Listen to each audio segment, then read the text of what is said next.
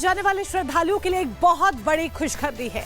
केदारनाथ धाम जाने के लिए जहां पहले दुर्गम रास्तों से होते हुए 21 किलोमीटर का सफर तय करना पड़ता था, जिसे तय करने में कुल करीब 9 घंटे का वक्त लगता था, लेकिन अब मोदी सरकार की नई योजना के जरिए और मोदी सरकार द्वारा जो कदम उठाया जा रहा है उसके जरिए अब आपका ये सफर मात्र 36 मिनट में पूरा होगा, क्योंकि केदारनाथ धाम जाने के लिए इस दुर्गम रास्ते पर एक रोपवे बनने जा रहा है।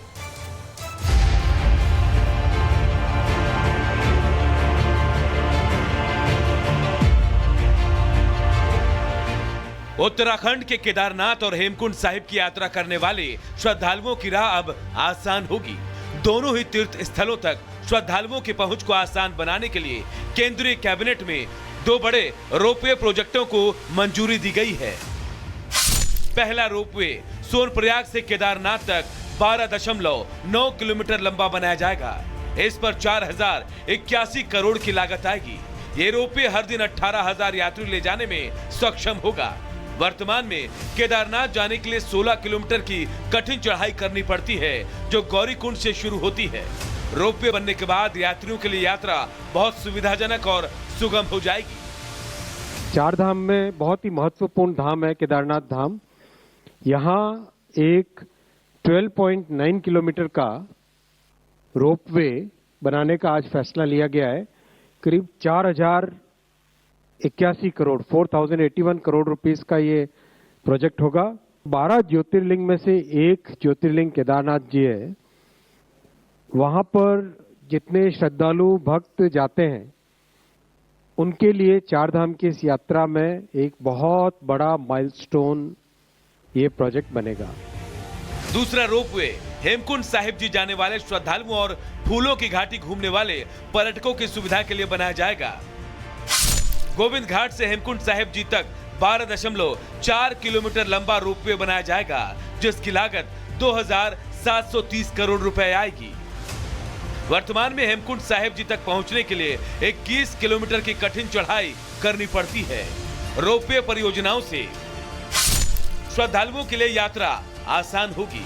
हर मौसम में कनेक्टिविटी रहेगी। यात्रा का समय कम हो जाएगा। पर्यटन को बढ़ावा मिलेगा। स्थानीय अर्थव्यवस्था को लाभ होगा।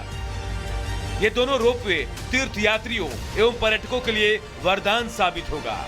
इससे न केवल रोजगार के कई अवसर बनेंगे, बल्कि उत्तराखंड की अर्थव्यवस्था को भी मजबूती मिलेगी। रोपवे से पूरी दुनिया के सिख और सनातनी श्रद्धालुओं को काफी सहूलियत होगी। केंद्रीय कैबिनेट ने सोनप्रयाग से लेकर केदारनाथ तक और गोविंद घाट से लेकर हेमकुंड साहिब तक 2 रोपवे को स्वीकृति दी है। इन दोनों रोपवे बनने से जो वहां जाने वाले हमारे श्रद्धालु हैं उनको भारी मदद मिलेगी। उनकी यात्रा सुरक्षित हो पाएगी, उनकी यात्रा आसान हो पाएगी और जिस तरह की वहां की इकोलॉजी है उसको भी मदद पड़ेगा। उत्तराखंड के मुख्यमंत्री पुष्कर सिंह धामी ने केंद्र सरकार का आभार जताते हुए कहा, इससे तीर्थयात्रियों को बड़ी राहत मिलेगी। दोनों परियोजनाओं की कुल लागत 6,811 करोड़ होगी और इन्हें 4 से 6 सालों में पूरा करने का लक्ष्य रखा गया है। Bureau report, Republic Bharat.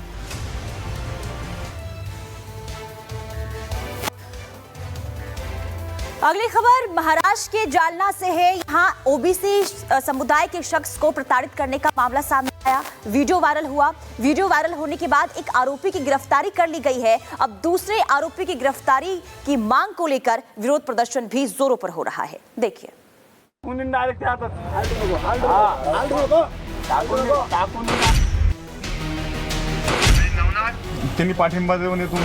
Maharashtra के बीड़ में सरपंच की हत्या का मामला अभी ठंडा भी नहीं हुआ था कि एक और मामले ने महाराष्ट्र की सियासत को गरमा दिया है। मामला जालना के भोकरदान का बताया जा रहा है, जहां से वीडियो वायरल हो रहा है। आप देख सकते हैं कि कैसे कुछ लोगों के भीड़ के बीच एक युवक से 2 लोग मारपीट कर रहे हैं। इसके बाद उसे पकड़कर गर्म रॉड से दागा भी जाता है। शरीर पर दाग कर इस युवक को कई जख्म दिए गए हैं। क्या है मामला? जानेफल गांव का रहने वाला है पीड़ित। महाशिवरात्रि पर मंदिर गया था पीड़ित। वहां 2 आरोपी पहले से मौजूद थे। पीड़ित का दोनों के साथ पुराना विवाद था। दोनों ने पीड़ित को पकड़कर पूरी तरह से पीटा और फिर गर्म रॉड से उसे दागा भी। पीड़ित को इलाज के लिए अस्पताल में भर्ती कराया गया है। पीड़ित युवक से डिप्टी सीएम एकनाथ शिंदे ने फोन पर बातचीत भी की और कहा कि पीड़ित का इलाज वो खुद कराएंगे और आरोपियों की जल्द गिरफ्तारी भी होगी। अरे बाळा, तुझ्या पाठीमागे एकनाथ शिंदे उभा आहे. होता था उपकार दादा तुमचे माझ्यासारखे आले दादा तुम्ही धावून माझ्यासाठी बस आता समजेन मी. इस मामले को लेकर लोगों की नाराजगी भी सामने आ रही है। तो वहीं पुलिस ने एक आरोपी को गिरफ्तार कर लिया है, जबकि दूसरे को पकड़ने के लिए छापेमारी की जा रही है। Bureau report, Republic Bharat. जरा सोचिए कैसा होगा जब भारत में भारतीय त्योहारों को मनाने पर ही रोक लगा दी जाए, उन पर बैन लगा दिया जाए। कुछ ऐसा ही अलीगढ़ मुस्लिम यूनिवर्सिटी में हुआ है। अलीगढ़ मुस्लिम यूनिवर्सिटी में एक फरमान जारी हुआ है कि होली मिलन समारोह आयोजित नहीं किया जाएगा। और आपको याद हो तो कुछ ऐसा ही फरमान पाकिस्तान में भी जारी हुआ था। तो ऐसे में सवाल यहाँ पर ये उठता है कि क्या अलीगढ़ मुस्लिम यूनिवर्सिटी पाकिस्तान के नफरती रास्ते पर चल पड़ा है?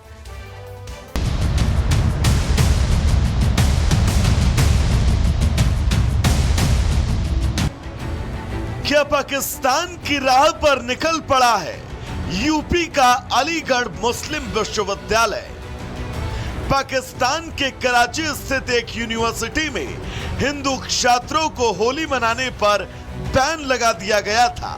हिंदू त्योहारों से इस्लामिक देश पाकिस्तान की नफरत जग जाहिर है। तो वहीं भारत में भी मजहबी तुष्टीकरण की राह पर कुछ लोग निकल पड़े हैं।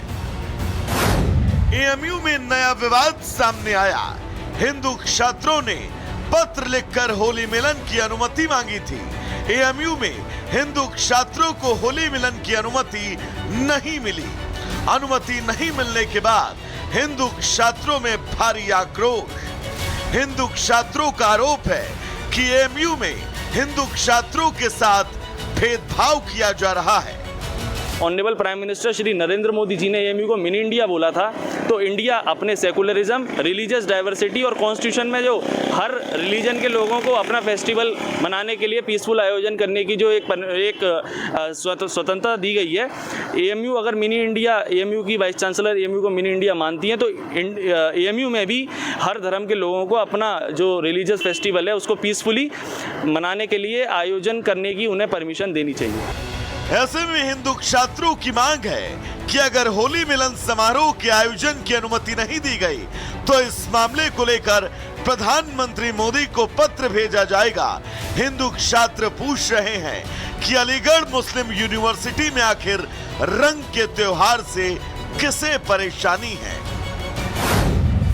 क्या भारत में यूनिवर्सिटी में होली मनाना अपराध है? क्या होली मनाने से किसी को परेशानी है? हिंदू त्योहारों से भला एएमयू प्रशासन को दिक्कत क्या है?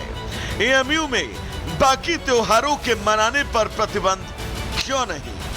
एएमयू के हर डिपार्टमेंट और हर हॉस्टल में इफ्तार पार्टी का आयोजन होता है। हमने तो सिर्फ एक बार एक जगह पर होली मिलन समारोह के आयोजन की बात कही थी, लेकिन उससे भी कई लोगों को परेशानी है। एएमयू में ईद उल मिलाद नबी का जुलूस, मुहर्रम का जुलूस, चहल्लुम का जुलूस भी निकाला जाता है। हम लोगों को किसी भी धार्मिक किसी भी जुलूस से या किसी भी कोई आयोजन से कोई दिक्कत नहीं है।